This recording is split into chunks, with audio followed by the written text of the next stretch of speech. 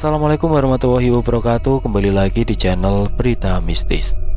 Untuk kisah kali ini saya akan membawakan sebuah cerita dari tulisannya Dioseta, Alas Sewu Lelembut.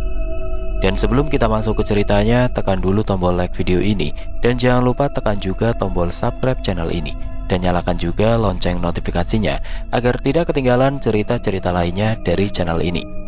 Dan buat teman-teman yang pengen membaca langsung ceritanya dan pengen membaca koleksi-koleksi lain dari ceritanya Dioseta, nanti silahkan saja kunjungi linknya yang nanti akan saya sertakan di kolom deskripsi. Dan seperti apa untuk kisah kali ini, langsung saja kita masuk ke ceritanya.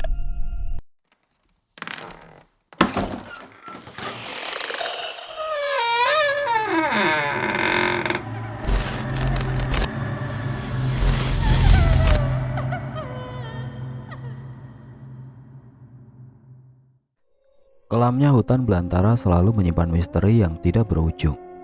Sang penguasa mulai memanggil mereka yang mengabdi padanya untuk mulai mengumpulkan tumbal baginya. Roh, arwah, kodam, pusaka, dan berbagai macam wujud lainnya. Begitu banyak misteri di alam ini yang masih sangat sulit untuk dipahami oleh akal manusia. Suara tanpa wujud, penyakit tanpa sebab akibat, penglihatan yang menjadi kenyataan, hingga kematian yang tidak wajar. Semua itu terjadi di alam ini dengan di luar kuasa dan nalar seorang manusia pada umumnya. Seorang manusia yang konon diciptakan yang paling mulia di antara makhluk lainnya, sosok makhluk yang diciptakan menurut rupa penciptanya. Tapi mengapa makhluk yang tidak lebih mulia dari manusia bisa menciptakan musibah untuk manusia? Inilah aku, Linggar Sasena. Hanya seorang pegawai negeri sipil yang bekerja sebagai staf tidak penting di kantor pemerintahan. Tapi ini bukan keluhan. Ini semua seperti harapanku untuk hidup dengan pekerjaan yang biasa, tujuan hidup yang biasa, dan menjauhi berbagai masalah. Bukan pemalas, aku percaya bahwa kebahagiaan juga terdapat pada kesederhanaan selama kita mensyukurinya. Tapi pada kenyataannya, takdir di dunia ini tidak sesederhana itu. Di tengah gerimis, aku pulang dengan membawa beberapa benda yang aku benci. Kemenyan, beberapa jenis kembang, kopi hitam, hingga benda yang selama ini selalu aku jauhi. Suara berdenyut pintu rumah terdengar bersama beberapa mata yang menyambutku. Kali ini ada 3 orang. Iya, ada 3 orang pria yang cukup berumur di hadapanku. Mereka adalah Pak Deku. Mereka mengenakan baju surjan lengkap dengan belangkonnya. Mereka mengelilingi seseorang yang seharusnya kujaga walaupun nyawaku taruhannya. Seseorang yang mengurusku sejak kecil hingga saat ini. Ibuku. Anak durhaka, lepaskan aku. Kukutuk kau, neraka untukmu. Suara itu terdengar dari seorang wanita, terus memberontak dari tali yang terikat di tangan dan kakinya. Tali-tali itu juga terikat di tangan ketiga orang yang menjaganya. Jangan hiraukan, itu bukan ucapan ibumu, ucap salah satu dari Pak Deku. Berisik, kakek peot, kubunuh kau, umpat ibu. Aku tahu dengan jelas ibu tidak mungkin berbicara seperti itu. Terlebih saat ini wujudnya sangat mengenaskan. Tubuhnya kurus kering, tapi perutnya membesar. Rambutnya tumbuh tidak beraturan dengan wajah yang pucat. Semua dokter dan rumah sakit sudah menyerah. Besarnya perut ibu bukan merupakan kehamilan atau penyakit. Tidak terdeteksi apapun secara medis. Salah seorang dari Pak Deku memberitahu bahwa ibu sudah dipilih oleh dia. Dia adalah sosok terkutuk yang membuat leluhurku terpaksa membuat perjanjian dengannya. Nyai Kunti. Aku membakar kemenyan dan meletakkan beberapa jenis kembang dalam satu wadah.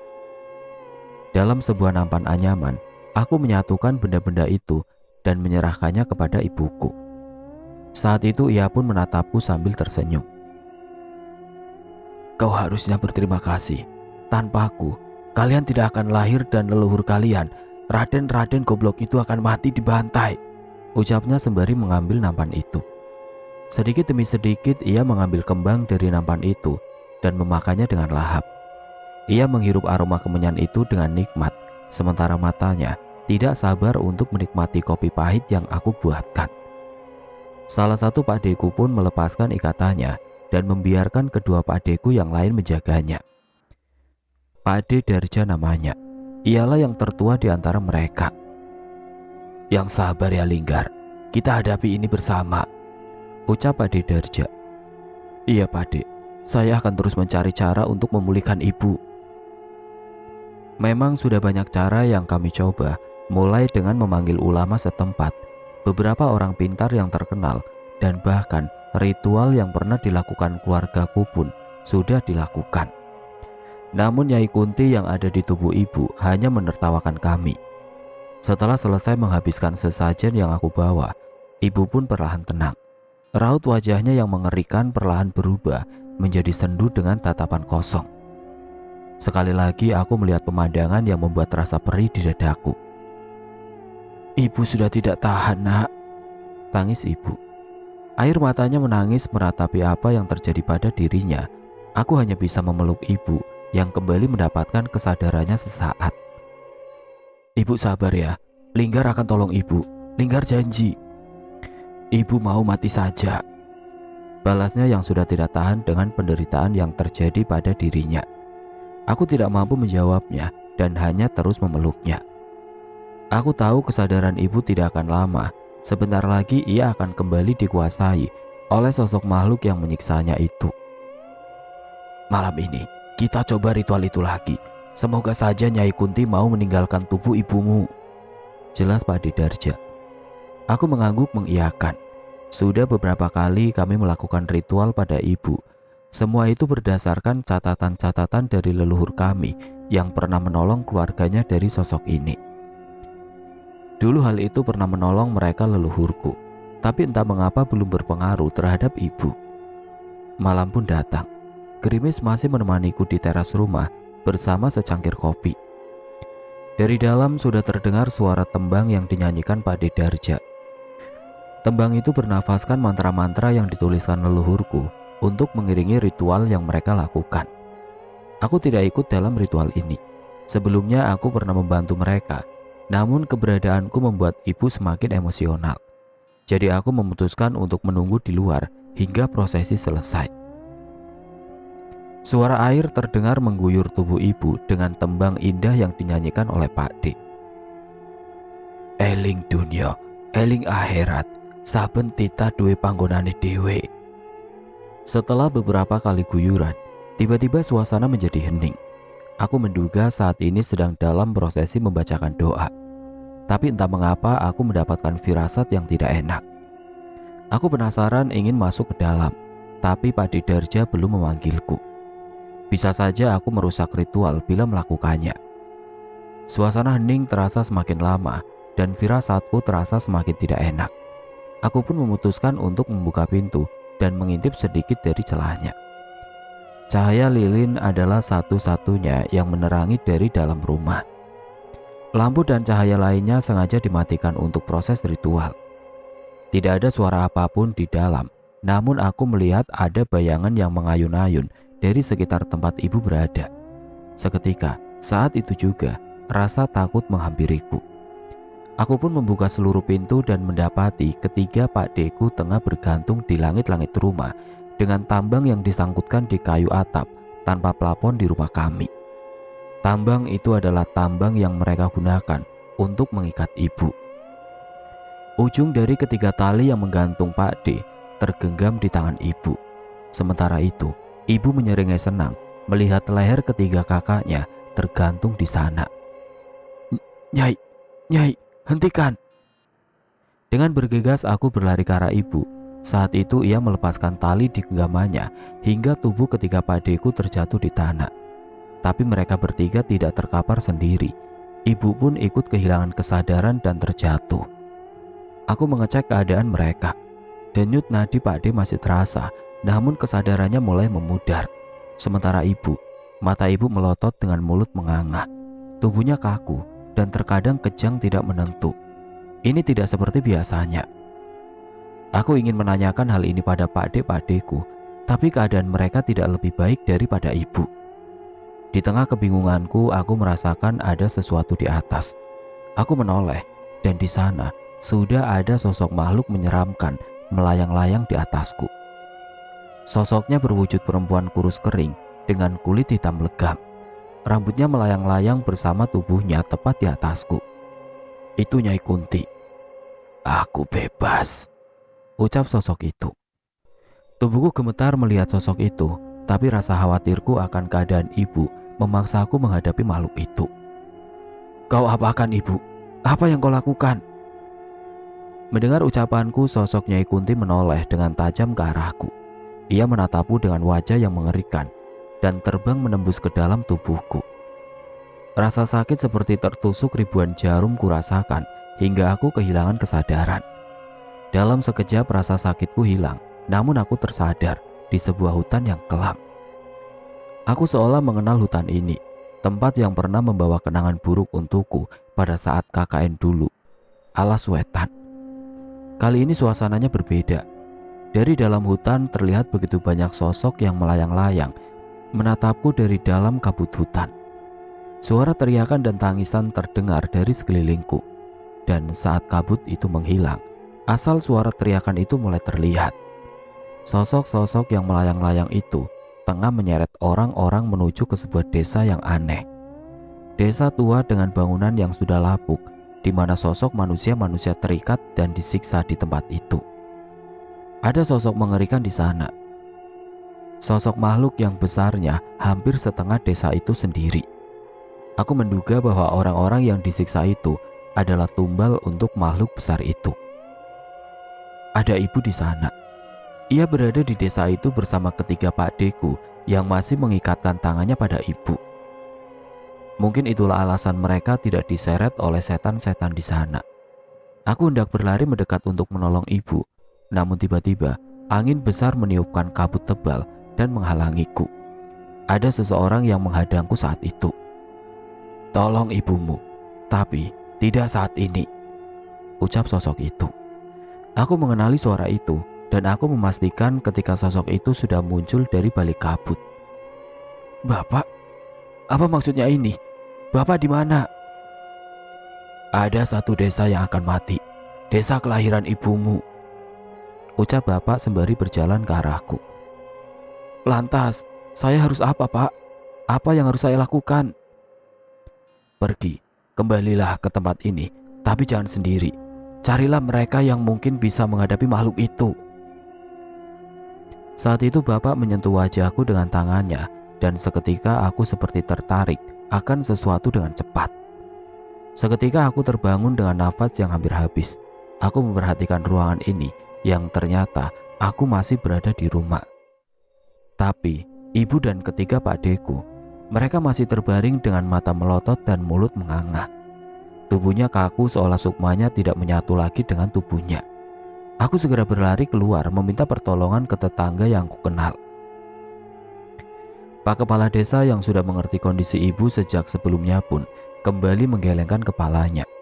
Ia tidak menyangka keadaan akan kembali parah. Mas Linggar, sebenarnya apa yang terjadi dengan mereka? Mengapa keadaannya bisa seperti ini? Mungkin ini kutukan di keluarga saya, Pak. Saya sama sekali tidak menyangka akan ada kejadian ini. Balasku sembari melihat ibu dan ketiga pakdeku diperiksa oleh beberapa warga. Jelas kami juga tidak menyangka. Sampai beberapa tahun yang lalu kalian adalah keluarga biasa dan bahkan tidak berhubungan dengan hal-hal klinik seperti ini. Ini musibah, Pak, tapi saya sudah dapat petunjuk. Kalau boleh, saya titip mereka berempat beberapa saat untuk menyelesaikannya. Mas Linggar yakin itu jalan penyelesaiannya? Pak Kades memastikan jawabanku. Aku mengangguk.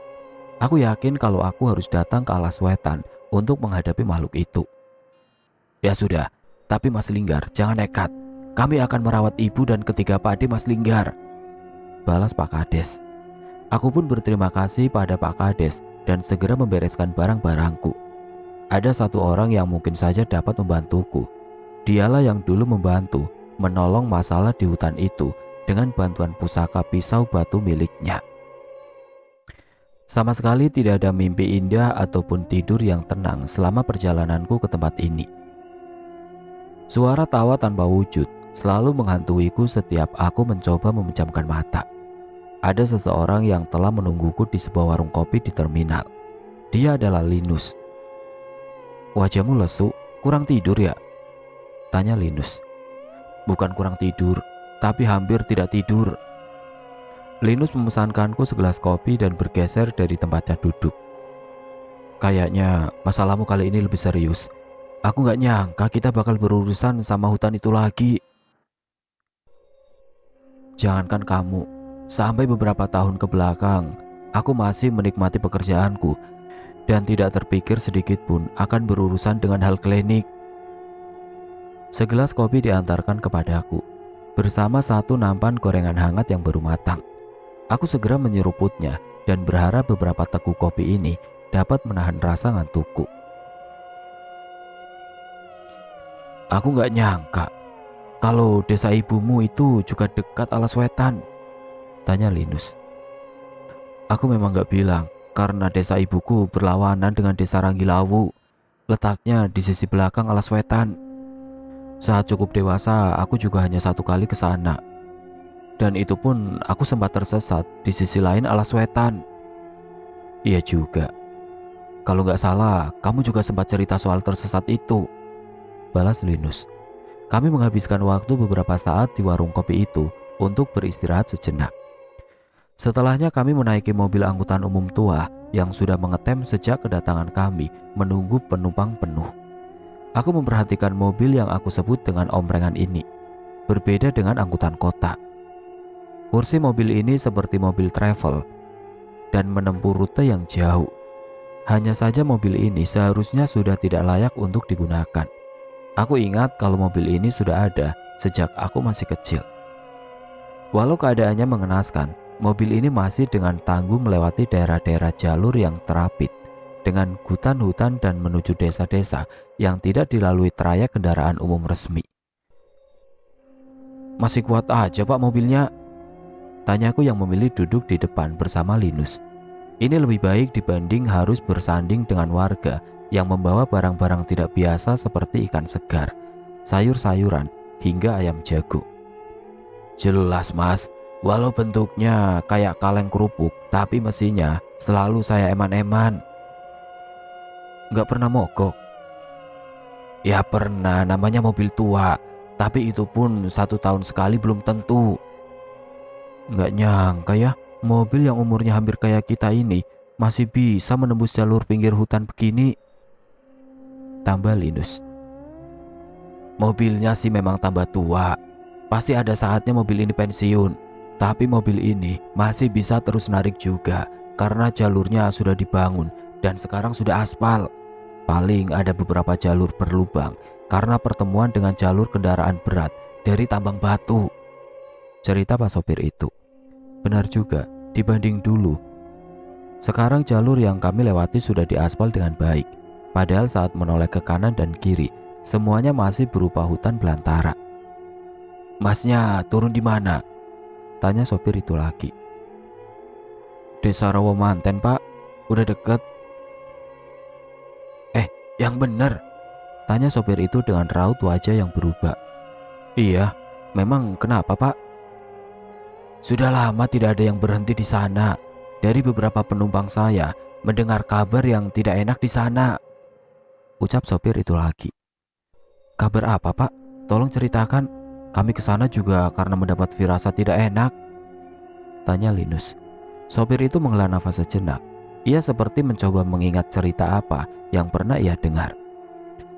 "Ada kabar desa Rawomanten diserang semacam kutukan. Warganya tidak bisa keluar dari desa. Malah ada yang bilang mereka semua sudah meninggal di sana," cerita sopir itu. Pak, jangan ngomong gitu," ucap Linus. Sepertinya ia tidak ingin aku khawatir. "Iya maaf, saya cuma menceritakan apa yang pernah saya dengar." "Iya pak, terima kasih. Ada cerita apa lagi pak?" "Cuma itu mas, lebih baik masnya simpan nomor HP saya. Kalau ada apa-apa bisa telepon saya, nanti bisa janjian buat saya jemput." "Oh iya, terima kasih pak." Tidak lama setelah perbincangan itu, aku pun turun di sebuah jalan setapak dengan gapura yang bertuliskan Desa Rawomanten. Dari jalan yang kami lihat, Memang sepertinya sudah jarang ada kendaraan yang melalui tempat ini. Ingat, tujuan kita ke desa ini untuk mencari tahu masalahnya. Jangan sekali-sekali bertindak nekat, peringat Linus. Iya, aku tahu benar apa yang kita hadapi. Kami pun berjalan cukup jauh menerobos tepi hutan. Letak desaku tidak terlalu dalam. Bila dengan sepeda motor hanya membutuhkan waktu tidak sampai 10 menit untuk sampai. Namun bila berjalan kaki, mungkin bisa 2 kali lipatnya. Saat ini hari menjelang maghrib. Langit sudah memerah, memastikan kami akan bermalam di desa Ibu Nanti. Sebenarnya aku sedikit cemas, namun masih aku berharap bahwa apa yang diceritakan oleh sopir angkutan itu hanya isu belaka. Hanya sedikit lagi kami sampai di desa. Tiba-tiba langkah kami terhenti. Dari dekat pos desa, terlihat seorang kakek sedang menatap kami dari kejauhan. Aku sama sekali tidak mengenal kakek itu. Atau mungkin aku yang tidak ingat. Ia menatap kami dengan tubuh bungkuknya, serta rambut dan janggutnya yang berantakan. Lungo, desa iki wis ditutup, ucap kakek itu dengan tegas. Maaf mbah, saya harus ke desa Rawamanten. Ada yang harus saya cari tahu, ucapku berusaha untuk sopan. Kakek itu menatapku dari ujung kaki hingga ujung kepala. Ia pun menghela nafas sejenak dan berjalan dengan kakinya yang gemetar dan pergi melewatiku begitu saja. Raut wajahnya aneh. Aku tidak bisa menebak itu menandakan apa. Kek, saya mencari... Aku mencoba menyapa kakek itu kembali dan menoleh ke belakang. Tapi kakek itu sudah menghilang dari pandanganku begitu saja. Tidak sepertiku yang kebingungan, wajah Linus terlihat ketakutan.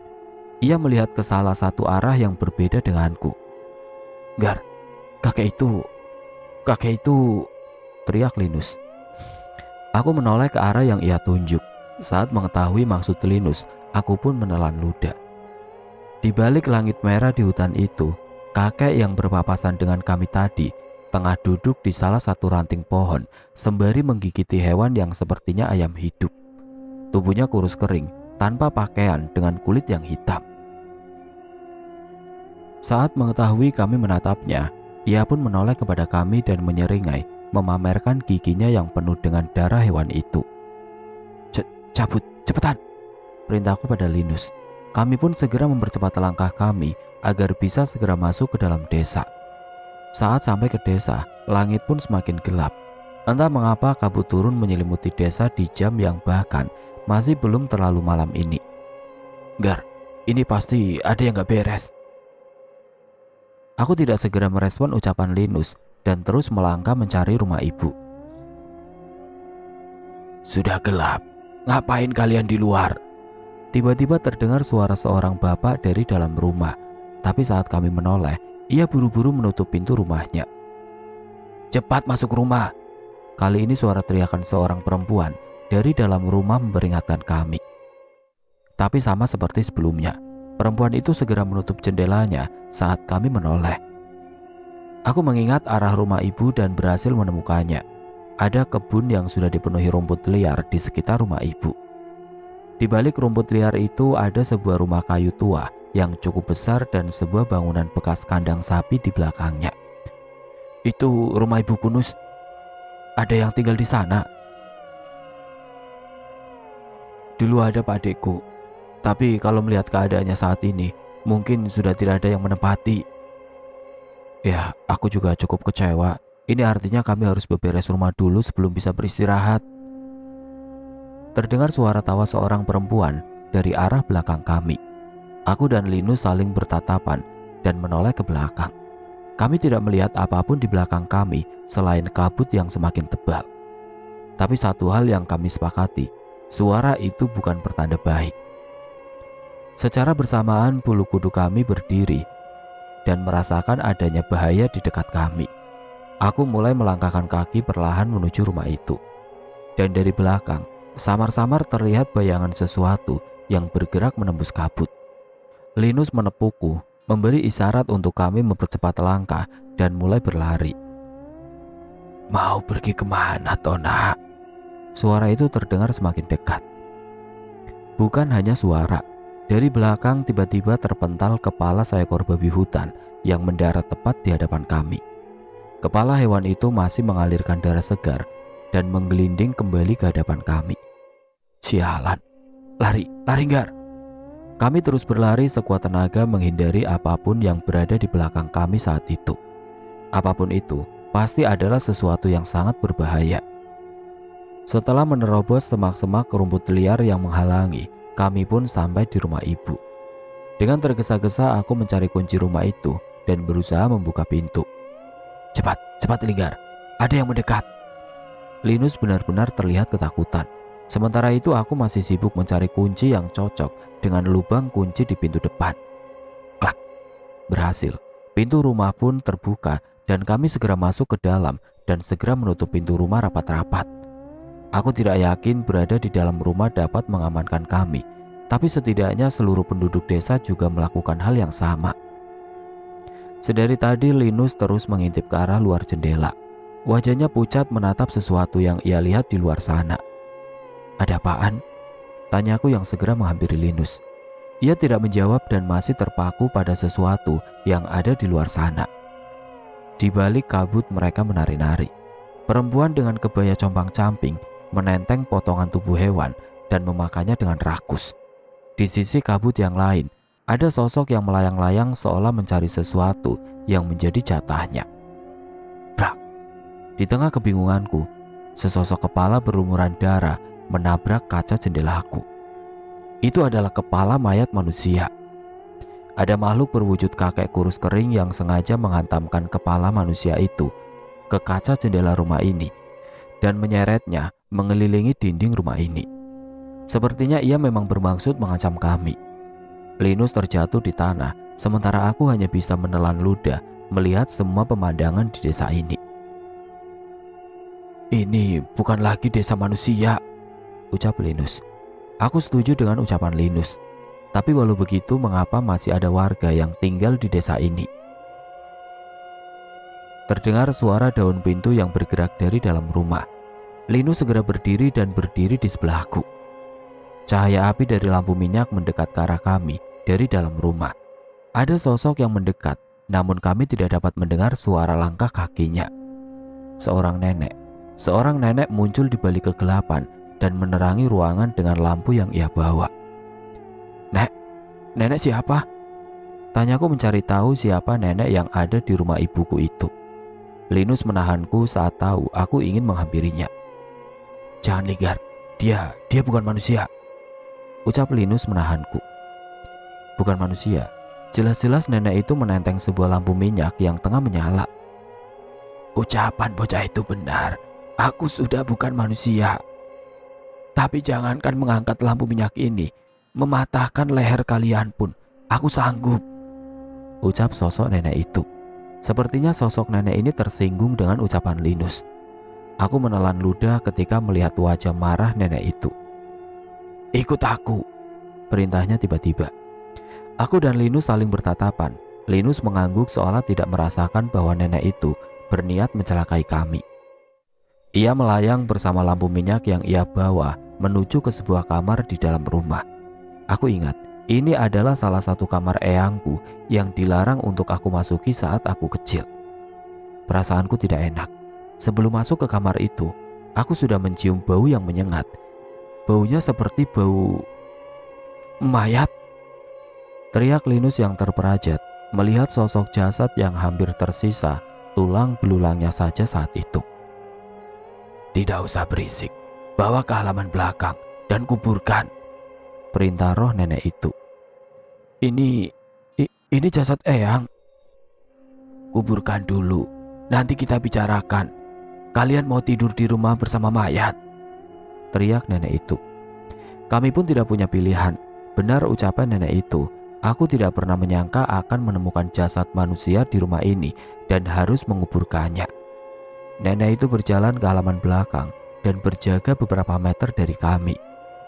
Dengan lampu yang ia bawa, beberapa kali ia saling bertatapan dengan sosok yang bergentayangan di desa ini. Cepat, kalian mau berurusan dengan mereka, teriak nenek itu lagi. Takut, jelas. Linus yang mengerti mengenai hal gaib saja terlihat tidak berkutik dengan keadaan ini. Bayangkan saja, dua orang pria yang baru saja sampai di desa menemukan jasad yang sudah membusuk dan harus menguburkannya dengan ditonton oleh sosok-sosok mengerikan dari balik kabut. Linus mulai menggali lubang, sementara aku memindahkan bagian jasad yang berada di kamar satu persatu. Sebagian jasad itu masih memiliki daging dan tengah digerogoti oleh belatung. Sebagian sudah habis dan tinggal tulang. Walau menutupi hidungku dengan kain, aku tetap tidak bisa menghindari aroma busuk dari jasad ini. "Cepat masukkan sisanya dan kuburkan," perintah nenek itu ketika mengetahui seluruh bagian jasad sudah kubawa. "Sebentar, Eyang." Aku pun mengambil air dari sumur timba yang tidak jauh dari tempat kami berada dan membersihkan tubuh kami. "Lama sekali." Nenek itu sudah tidak sabar, namun kami tidak tega bila menguburkan jasad ini begitu saja. Aku dan Linus pun mendekat ke liang kubur itu dan membacakan doa untuk mendoakan siapapun jasad yang kami kubur ini. Kami berharap walaupun meninggal dengan tidak layak, setidaknya ia bisa mendapatkan ketenangan di alam sana. Saat mengetahui tujuan kami, nenek itu pun berhenti meneriaki kami dan terlihat merenung. Tapi rasa takut justru mulai menghantui kami. Ada sosok yang mendekat. "Berikan mereka berdua untuk kami, biar kami menikmati setiap tetes darahnya." Tiba-tiba makhluk kurus setinggi rumah muncul dari balik kabut dan mengincar keberadaanku dengan Linus. "Berani menyentuh mereka, kalian berurusan denganku," ucap nenek itu. Setan itu terlihat kesal. Ia pun mendekat ke arah roh nenek pembawa lentera itu dan mengancamnya. Namun nenek itu tidak gentar dan setan itu pun pergi. Aku merasa nenek itu bukanlah roh biasa. Aku menelan ludah melihat kejadian itu. Aku tidak menyangka apa jadinya bila kami tidak ada nenek itu di dekat kami. "Kenapa bengong? Cepat selesaikan." Tanpa membantah, kami pun menutup liang kubur itu dan menancapkan sebuah nisan yang kami buat dari kayu seadanya. Setelahnya kami membersihkan tubuh seadanya dan masuk ke dalam rumah lagi. Linus memastikan pintu sudah tertutup dengan rapat. "Nek, sebenarnya nenek ini siapa?" tanyaku penasaran.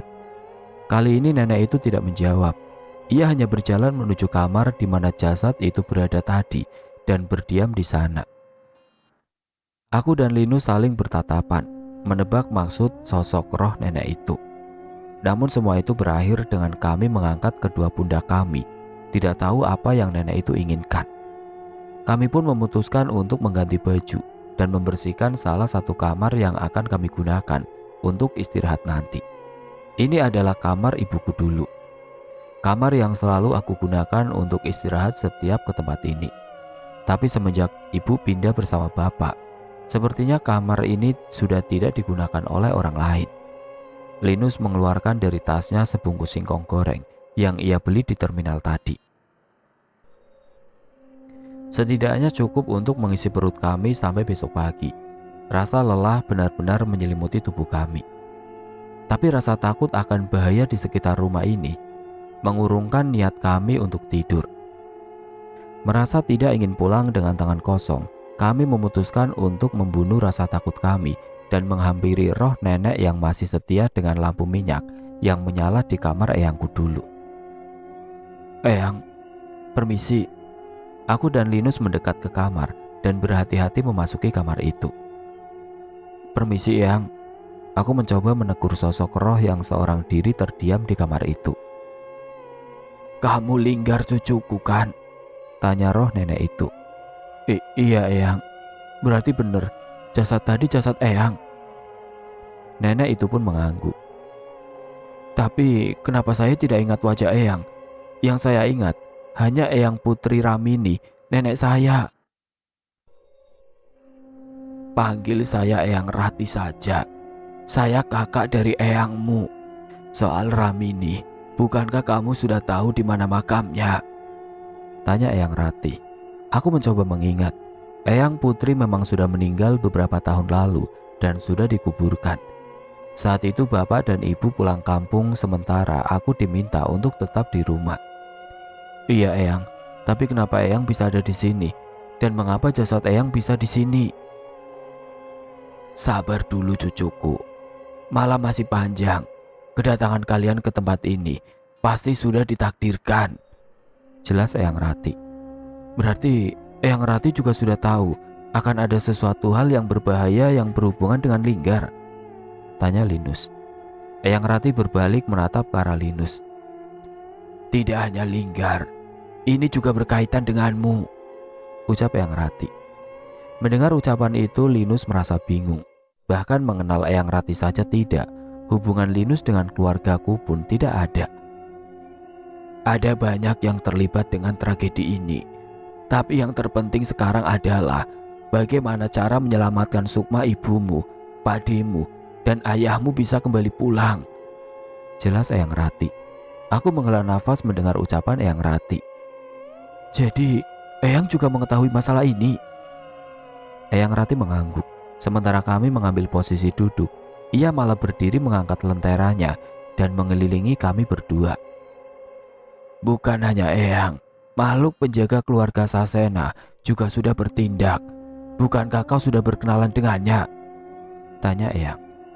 Samar-samar dari cahaya lampu minyak yang menyinariku, aku melihat ada sosok yang berdampingan dengan bayanganku. Bayangan makhluk berambut panjang dengan tangan kurus dan kuku-kuku yang tajam. Ia bergerak tidak menentu dengan mengerikan. Tapi dari bentuk perutnya yang membesar, aku bisa menduga siapa sosok itu. Nyai Kunti. Aku menggumam menyaksikan sosok mengerikan yang menyatu dengan bayanganku.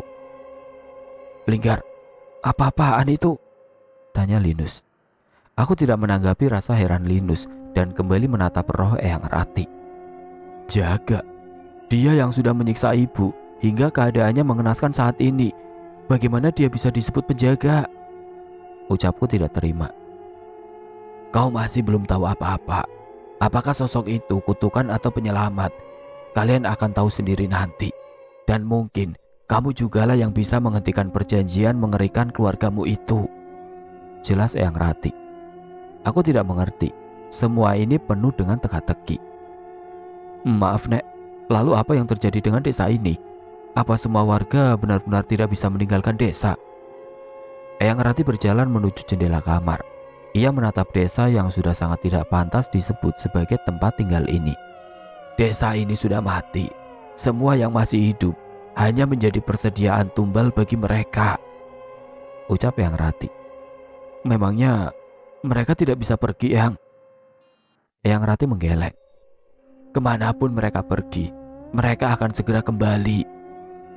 Manusia yang tersisa di tempat ini adalah orang-orang yang pernah berurusan dengan Gandara Barua, ucap Eyang Rati. Maksudnya Gendruwo? Tanya Linus. Gendruwo yang kalian kenal lahir dari persetubuhan Gandara dengan manusia perempuan yang ditumbalkan suaminya. Demit itu akan menyamar jadi suaminya dan menghamili istrinya. Perbuatan itu melahirkan Gendruwo yang sekarang kalian ketahui, jelas Eyang Rati. Aku memang pernah mendengar cerita ini. Ada sebuah pesugihan yang didapatkan dengan mengikat perjanjian dengan sosok seperti Gendruwo. Keluarga itu akan hidup makmur. Kekayaannya melimpah dan sosok Gendruwo akan menjadi kodam yang melindungi keluarga itu. Tapi makhluk pemberi pesugihan itu akan memperkosa istri keluarga itu dengan menyamar sebagai suaminya. Hal aneh akan sering terjadi. Biasanya sebelum 7 bulan, bayi akan menghilang dari kandungannya, atau bayi lahir dengan kondisi mengerikan. Sosok bayi itu adalah penerus Gandara Barua yang kelak akan menjadi anak buahnya dan menjadi bagian dari kerajaannya.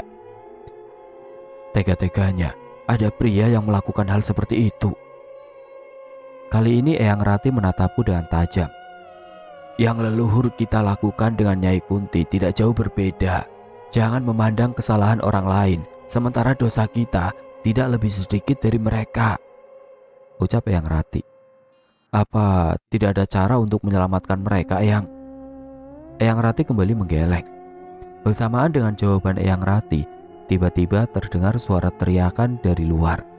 Aku dan Linggar menyaksikan dari jendela ada seorang perempuan yang ditarik keluar oleh setan berlengan panjang. Beberapa orang di dalam rumah mencoba menahannya, tapi terlihat sia-sia.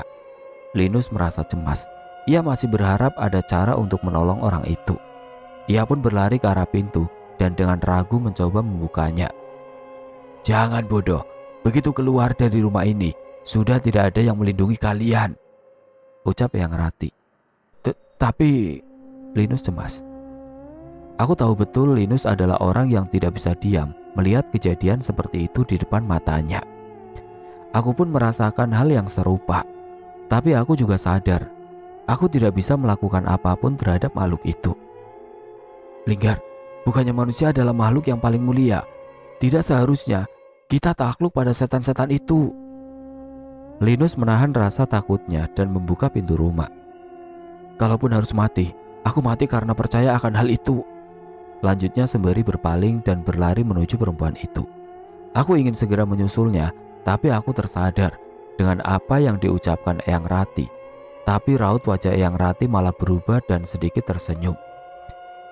"Keberanian itulah yang membuat takdir besar akan jatuh pada dirinya," ucap Eyang Rati. Mendengar ucapan itu, aku pun tidak ragu untuk berlari mengejar Linus. Tolong anak saya," teriak seorang ibu yang masih berusaha merebut anaknya dari cengkraman setan besar bertangan panjang itu. Kami menahan tubuh perempuan itu dan membantu menariknya. "Kita sudah nekat, terus apa rencanamu? Pusaka itu juga tidak ada padamu," teriakku pada Linus. "Hitung semua yang kita punya." "Maksudnya?" "Pertama doa. Jangan lupa kita punya Tuhan yang harus selalu kita andalkan." Seketika mataku terbuka. Gagalnya berbagai usaha yang aku lakukan untuk kesembuhan ibu sempat membuatku melupakan apa yang harusnya paling aku andalkan. Saat itu yang kami lakukan adalah terus menahan tubuh perempuan itu bersama keluarganya sembari membacakan doa-doa yang dipimpin oleh Linus. Bacaan doa kami membuat makhluk itu gelisah dan melepaskan wanita itu. Tapi masalah sebenarnya baru saja terjadi. Keberadaan kami justru membuat marah sosok-sosok yang menguasai desa ini. "Cepat masuk, jangan keluar dan terus baca doa, jangan sampai terputus," perintah Linus kepada keluarga itu.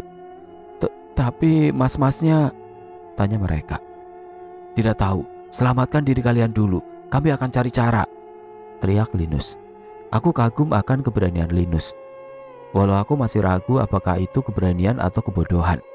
Persis seperti yang diucapkan Linus, kami pun terus membaca doa tanpa terputus.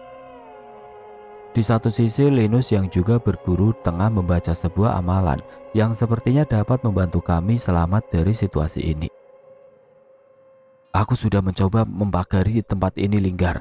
Semoga saja ini berhasil," ucap Linus. Aku mengangguk dan menelan ludah.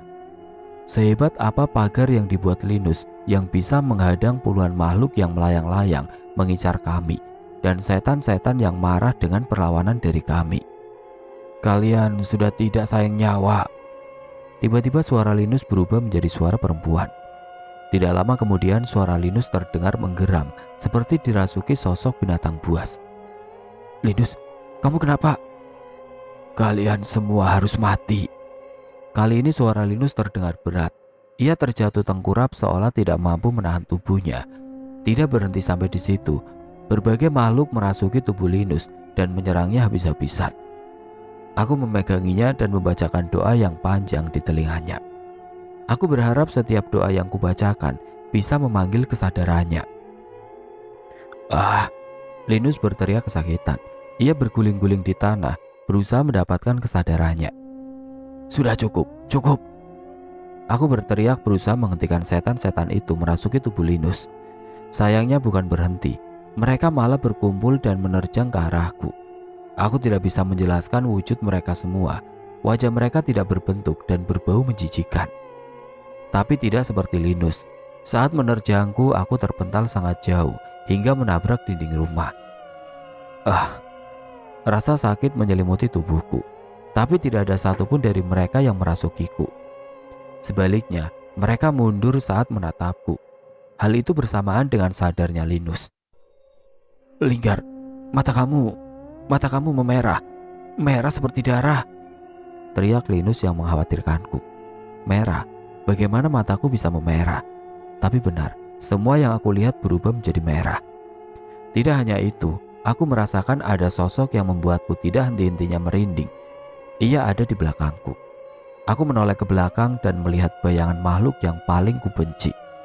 Bayangan Nyai Kunti, tengah berada di belakangku, seolah menantang semua makhluk yang ada di tempat ini. Sayangnya tubuhku tidak sekuat itu. Sebelum Nyai Kunti bertindak, aku pun terjatuh. Tubuhku begitu lemah, seolah tidak mampu mempertahankan kesadaranku. Tidak, kamu masih belum mampu menahan kekuatan makhluk itu, ucap Linus membantuku berdiri. Tapi... Aku tidak ingin mengakuinya, tapi sepertinya hanya Nyai Kunti yang mampu menolong kami saat ini. Mengetahui kami yang sedang lengah, tiba-tiba sebuah lengan panjang mencengkeram tubuhku dan mencoba menarikku. Aku benar-benar tidak mampu melawan, namun Linus masih mencoba menahanku. Sayangnya makhluk itu mendekat. Ia membuka mulutnya lebar-lebar dan ingin mencoba melahapku. Aku hampir merasa ini adalah akhir hidupku. Tapi tiba-tiba ada bayangan makhluk besar yang mendekat. Suara dentuman terdengar tidak jauh dari tempat setan itu berada. Suara langkah-langkah kecil terdengar mendekat ke arah kami. Salah satu yang mencolok dari mereka berdiri di depan kami. Ia menantang setan bertangan panjang itu seorang diri. Seekor kera.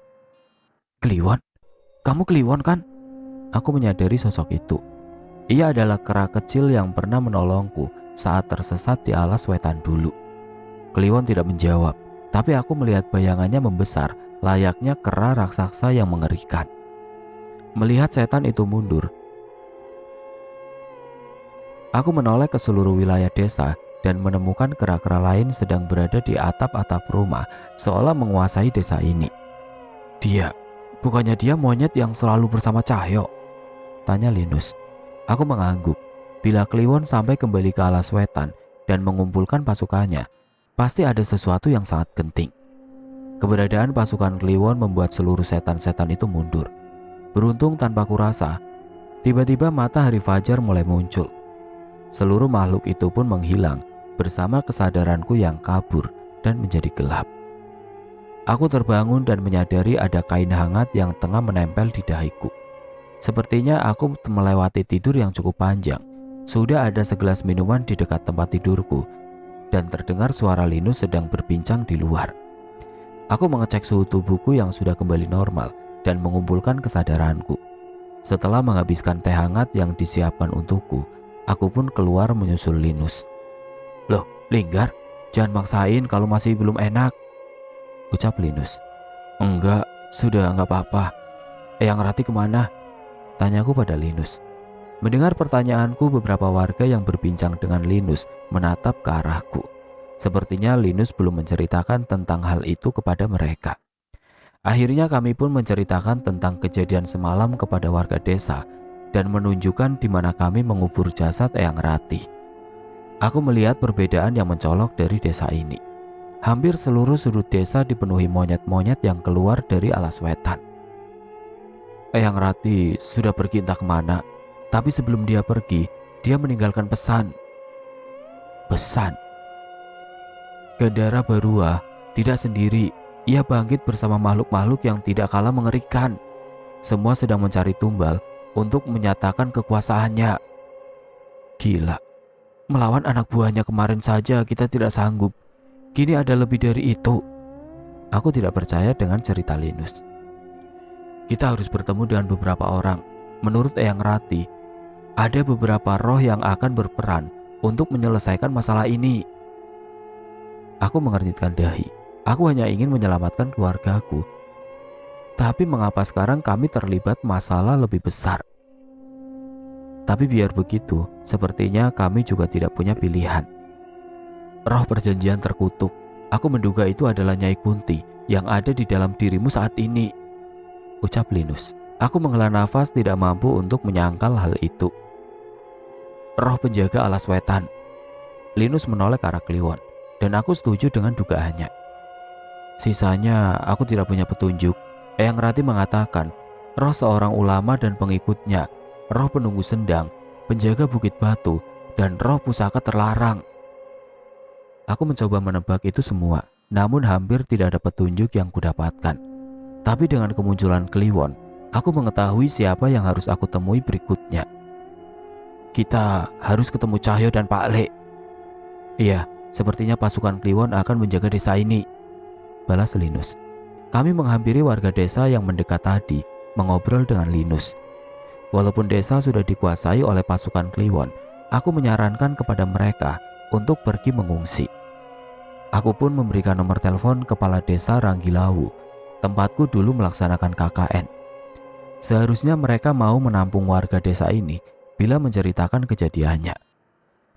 Sementara langit masih terang, aku pun memaksa Linus untuk membereskan barangnya dan meninggalkan desa. Linus yang merasa trauma dengan kejadian semalam pun sepakat untuk segera pergi dari desa.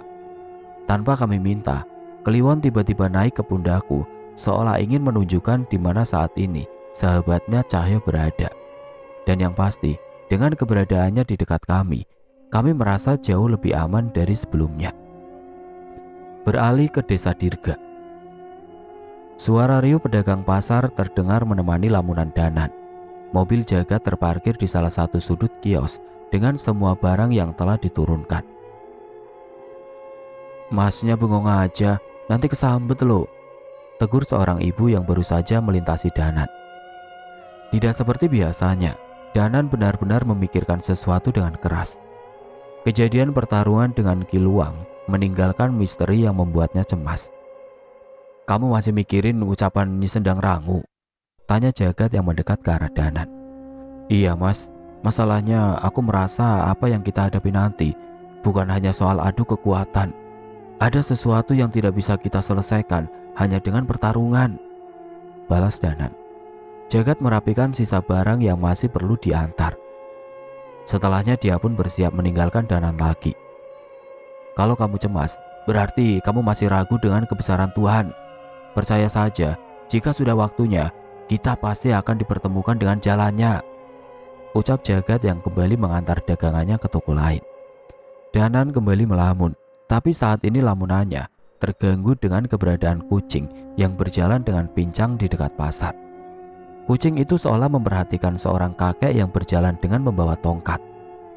Ia tengah berjalan untuk menjajakan kerajinan bambu miliknya di pasar. Tapi ada yang aneh, kakek itu berjalan dengan kaki yang diseret.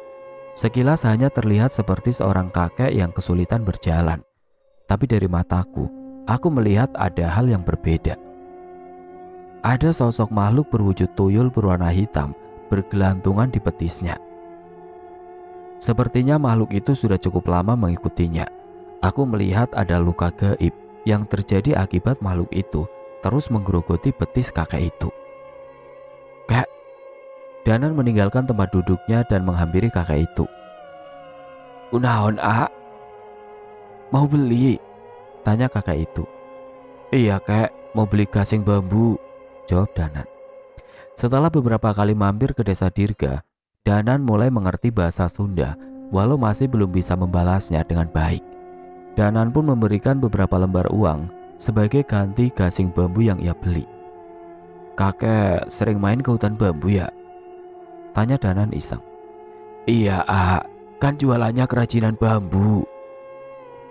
Danan membuka obrolan sembari mencari kesempatan untuk memeriksa kaki kakek itu. Beberapa kali kakek itu meringis merasakan kepanasan, namun itu tidak lama. Setelah Danan selesai dengan pengobatannya, tiba-tiba kakek itu bisa berdiri dengan lebih nyaman. Gimana kek? Sudah enakan? Tanya Danan. Iya, kok bisa? Tadi saya diapakan? Tanya kakek itu. Danan tidak ingin menceritakan tentang sosok yang menggerogoti kakinya. Ia hanya menyarankan agar kakek itu sering beristirahat agar kakinya bisa pulih sepenuhnya. Yang penting kalau kakek main ke hutan bambu lagi, jangan terlalu masuk ke dalam. Setelahnya mandi yang bersih dan jangan lupa ibadahnya, jelas Danan. Kakek itu berterima kasih dengan bantuan dari Danan. Ia pun segera pergi dan melanjutkan dagangannya lagi. Pat berbalik arah, Danan melihat sosok seekor kucing yang berjalan dengan pincang menghampiri dirinya. Danan pun berjongkok menyambutnya. Kucing itu mendekat dan menciumi tangan Danan. Tapi itu tidak lama. Setelah kucing hitam itu hanya kembali berjalan dengan kakinya yang pincang. Entah mengapa Danan melihat raut wajah sedih di mata kucing itu. Kucing itu suka denganmu. Sayangnya sepertinya ia sudah punya majikan. Tiba-tiba terdengar suara Abah yang menghampiri Danan. Abah ngagetin aja, balas Danan. Bukan Abah yang ngagetin, kamu aja yang kebanyakan melamun, ucap Abah. Danan menggaruk kepalanya, mengakui kesalahannya. Kedatangan Abah bukan tanpa sebab.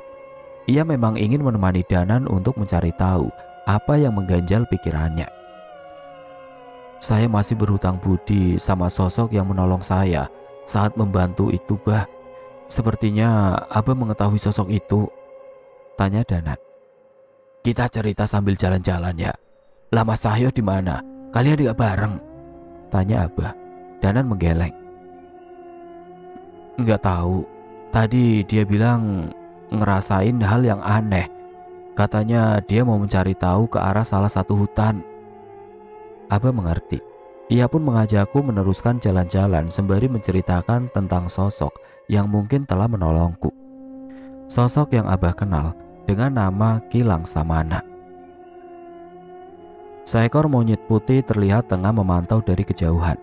Entah kebetulan atau ia memang mengenali sosok Cahyo.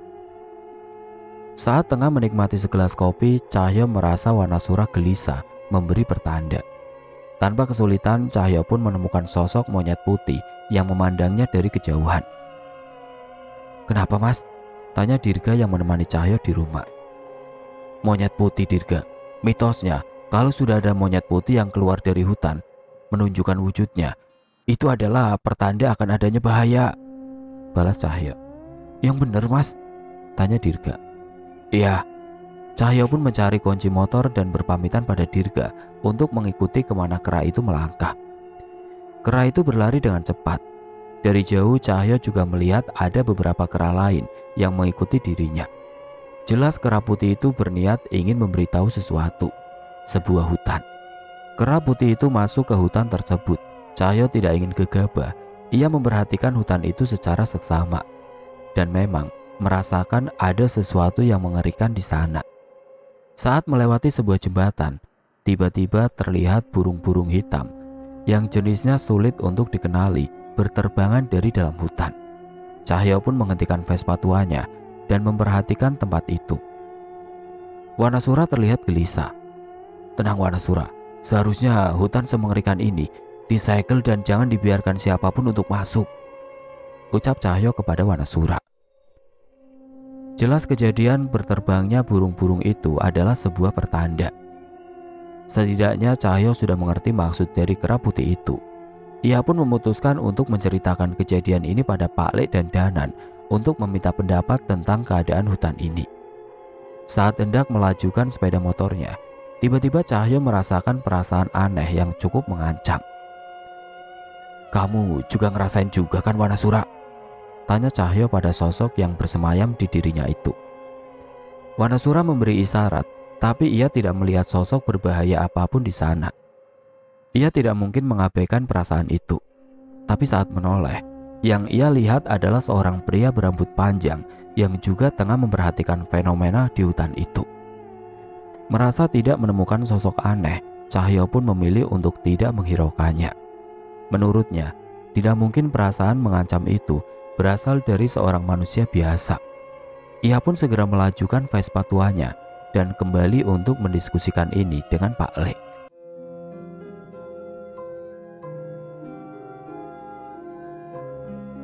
Oke teman-teman, sampai di sini dulu ceritanya. Nantikan kelanjutan kisah ini di video berikutnya. Agar tidak ketinggalan, klik tombol subscribe channel ini dan nyalakan lonceng notifikasinya. Wassalamualaikum warahmatullahi wabarakatuh.